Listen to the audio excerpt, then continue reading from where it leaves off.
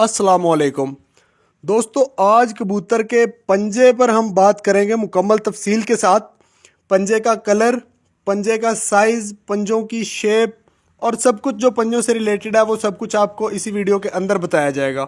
तो दोस्तों हम बात स्टार्ट कर लेते हैं यहाँ से कि जब आप कबूतर को पकड़ते हैं, कबूतर को पकड़ के आपने उसकी ऐसे टांगें पीछे की तरफ कर दी, दुम की तरफ, कबूतर को आपने उल्टा किया, उल्टा कर लें या सीधा सीधा आप समझ लें, लेकिन उल्टा ज़्यादा बेहतर है। उसकी टांगें आपने दुम की तरफ किया, अगर तो उसकी टांगें दुम की तरफ पीछे ही वो कबूतर रखता है, वो कबूतर जो है वो कॉन्फिडेंट कबूतर है।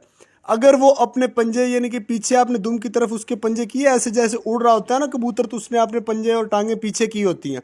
आपने कबूतर को उल्टा किया पकड़ के, या पकड़ा हुआ कबूतर को टांगें पीछे की और उसने पंजे पीछे रखने के बजाय आगे कर लिए, तो इस बात की निशानी है कि इस कबूतर का जो कॉन्फिडेंस है वो थोड़ा लो है, यानी कि ये कबूतर डर जाएगा। यानी कि डर की वजह से, घबराहट की वजह से वो पंजे ऐसे आगे की तरफ कर लेता है कि पता नहीं क्या होने लगा है।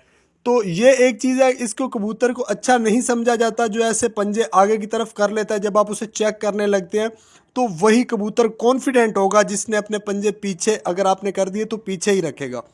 उसके बाद हम बात कर लेते हैं पंजों के कलर की।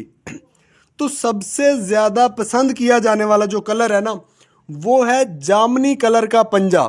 और बहुत से लोगों की राय तो ये भी है कि जिस कबूतर का पंजा जामनी कलर का होगा वो कबूतर बेहद अक्लमंद होता है और उसके घर की वापसी जो है वो कंफर्म होती है। तो यहाँ पे मैं आपको बता दूं दोस्तों, ये भी ज़रूरी नहीं है। कबूतर के अगर देखें, अब सफ़ेद कबूतर है तो बहुत मुश्किल बात है कि उसके पंजे जो हैं वो जामनी कलर के हों, वो लाइट होंगे थोड़े। और अगर कल सिरा कबूतर है तो इस तरह के कबूतर के पंजा जो है वो जामनी ही होना चाहिए, वो ज़्यादा बेहतरीन है। और ज़्यादा पसंद किया जाने वाला जो पंजा है वो जामनी कलर है। लेकिन यहाँ पे कलर से हट के जो ज़्यादा अहमियत की हामिल बात है वो ये है कि पंजे जो हैं वो मोटे नहीं होने चाहिए। जो सबसे मेन चीज़ है ना, मेन किरदार है पंजे का, वो यहाँ पे है कि कबूतर का पंजा मोटा नहीं होना चाहिए, बारीक होना चाहिए। और कबूतर के जो नलियाँ हैं, यानी कि जिनको आप टांगे कह सकते हैं, वो भी बारीक हो, कबूतर के पंजा भी बारीक हो और ऊपर खुश्की नुमा ऐसे नज़र आ रही हो आपको, ठीक। और कबूतर की दरमियान वाली उंगली जो है वो थोड़ी लंबी होनी चाहिए। उसका ये फ़ायदा होता है कि जब कबूतर ऐसे चल फिर रहा होता है तो वो फुल जो है उसकी शान में होता है, बड़ी शान के साथ वो ऐसे चल फिर सकता है। तो अब बात करते हैं, पंजे बड़े होने चाहिए या पंजों का साइज़ छोटा होना चाहिए।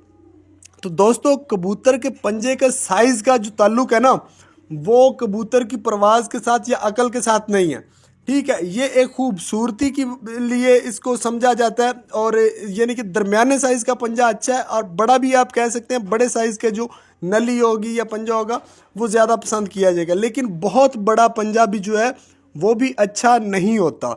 तो कबूतर के अगर हम नाखून की बात करें कि नाखून का कलर कैसा होना चाहिए, नाखून जो है वो अक्सर काले कलर में होते हैं। कई उस्ताद जो चोंच के साथ उनका कलर मैच होना चाहिए, ये भी कोई इतनी ख़ास बात नहीं है, ठीक है। नाखून जो है वो दरमियाने होने चाहिए। बहुत लंबे नाखून जो हैं वो भी कबूतर को थोड़ा इरिटेट करते हैं परवाज़ के दौरान।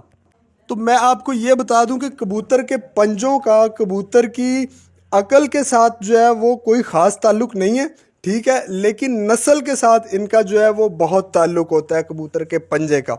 लेकिन कलर जो है कबूतर के पंजे का जामनी कलर ही ज़्यादा पसंद किया जाता है, और इसी तरह के पंजे के कबूतरों ने परफॉर्मेंस दी है। दोस्तों मज़ीद अगर आप अपनी कोई राय देना चाहें तो कमेंट में ज़रूर हमें बताएं, और अगर आप कोई बात पूछना चाहें तो वो भी कमेंट में पूछ सकते हैं।